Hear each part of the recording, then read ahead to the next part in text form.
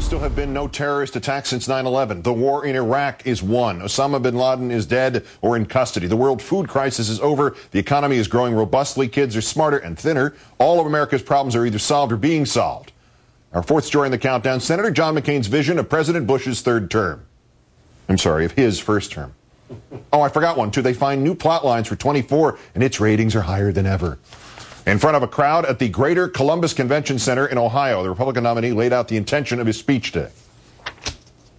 It's important that the candidates who seek to lead the country after the Bush administration define their objectives and what they plan to do and what they plan to achieve, not with vague language, but with clarity. What's followed from Senator McCain was a 20-minute wish list for the next 4 years, with absolutely no specifics on just how he might achieve any of it. By January 2013, America has welcomed home most of the servicemen and women who have sacrificed terribly so that America might be secure in her freedom. The Iraq War has been won. You know, this is a slower version of Conan O'Brien's bit about the year 2000. No indication of how the war is won, and considering he only intends to bring home most of the troops by 2013, that leaves full troop withdrawal to the next president. The United States maintains a military presence there, but a much smaller one, and it does not play a direct combat role.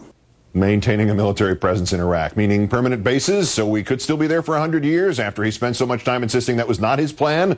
Just how does Mr. McCain intend to staff that permanent presence, given how overstretched the armed forces already are? A substantial increase in veterans' educational benefits and improvements in their health care has aided recruitment and retention.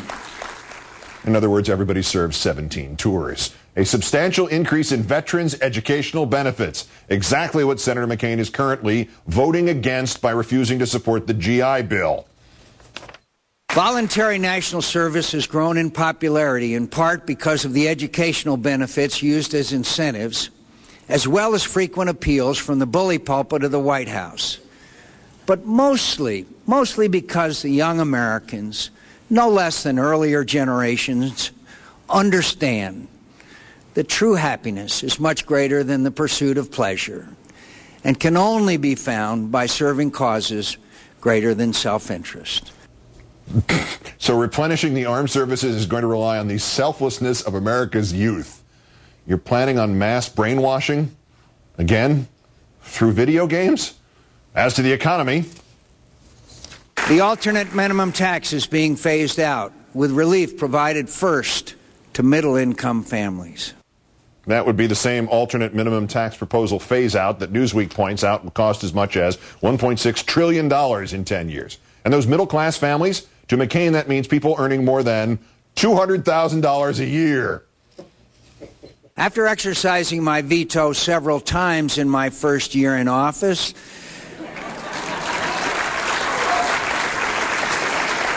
Congress has not sent me an appropriations bill containing earmarks for the last 3 years. Those would be the same earmarks that paid for the Jersey City Liberty Science Center in New Jersey, the ferry in Gee's Bend, Alabama, and the Naval Air Station Cecil Field in Jacksonville, Florida. All stops on Senator McCain's current campaign swing. Public education in the United States is much improved thanks to the competition provided by charter and private schools. Of course, there aren't enough charter or private schools to provide for all of America's children, but who's counting or can count? Health care has become more accessible to more Americans than at any time in history. Reforms of the insurance market, putting the choice of health care into the hands of American families rather than exclusively with the government or employers. Of course, the McCain health care plan takes away the tax break given to those who buy insurance from their employer, meaning the number of Americans who might be forced to find new insurance will be 158 million. And in pushing people towards individual insurance, he leaves the 56 million Americans who have chronic conditions, like his own, vulnerable to the whims of the insurance companies. As to McCain's own accessibility as president, I will hold weekly press conferences. I'll ask Congress to grant me the privilege of coming before both houses to take questions and address criticism. much the same as the Prime Minister of Great Britain appears regularly before the House of Commons. Have you ever watched Prime Minister's Question Time? They run it on C-SPAN. John McCain would last 11 minutes during it before he swore or punched somebody or stormed out. Or all three. Up in the air, Junior Birdman. Up in the air, upside down. Up in the air, Junior Birdman. News breaking on this story. And so many Republicans are trying to smear Senator Obama, they're spilling over into worse persons. First, the headlines breaking in the administration's 50 running scandals. Bush. Number 3, Ahmad Chalabi Gate. Sources in Baghdad tell NBC News, begins our story at msnbc.com, that as of this week, American military and civilian officials have cut off all contact with controversial Iraqi politician, Ahmed Chalabi. The reason, the sources say, is unauthorized contacts with Iran's government. This is the guy who made up reasons for the U.S. to go into Iraq, which Mr. Bush then presented as conclusive proof. And as recently as last September, General Petraeus escorted him on a trip to investigate Iraqi reconstruction project. Just now, Mr. Bush has decided the man's useless. Number 2, send him back gate. VoteVets.org releasing an email that shows a Veterans Affairs employee directing staffers to stop diagnosing soldiers and vets with PTSD, post-traumatic stress disorder, to instead suggest a diagnosis of adjustment disorder. Why?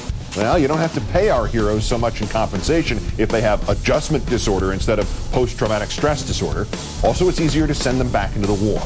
And number 1, war profiteering gate. The House Oversight and Government Reform Committee issuing its staff report on the plunder of Iraq today. Actually, that's the plunder in Iraq because the money is coming out of your pocket. The Pentagon, it turns out, allows its contractors like KBR to negotiate their own insurance contracts. Those contracts are billed to you and me at cost plus. And the plus is about 3%, which goes to the contractor, KBR. KBR, the old Halliburton subsidiary, which can wind up making more on the insurance deal than its employees will get ever in insurance payments. The war profits in this one scam over the last 5 years, $600 million. Remember, the real reason the government wants to have a war in Iraq is to have a war in Iraq.